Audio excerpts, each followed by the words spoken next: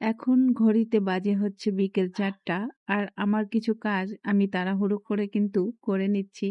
কারণ আমার বাচ্চাদের আজকে আগে থেকেই বায়না করা রয়েছে, তাদেরকে চিকেন মোমো খাওয়াতে হবে। তো বাহিরে যেভাবে ওরা চিকেন মোমোটা খায়, আমার কিন্তু বাহিরের মোমোটা খুব একটা ভালো লাগে না। আর সেইজন্য আমি মোমো বানাতে কখনো ইচ্ছুকও হই না। ওরা অনেকবার আমাকে বলেছে কিন্তু আমি কখনোই মোমো বানানোর চেষ্টা এর আগে করিনি। ওরা মাঝে, মাঝে বানিয়ে খায়। তো আজ বললাম ঠিক আছে আমি নিজে বানাবো, তবে আমার মতো করে বানাবো। দোকানে যেভাবে কাঁচা চিকেনটা ব্যবহার করে থাকে আমি সেভাবে করব না। আমি আমার মতো করে চিকেনটাকে ভেজে তারপরে মোমো তৈরি করব। আর আজকে কিন্তু আমি ফার্স্ট টাইম বানিয়েছি।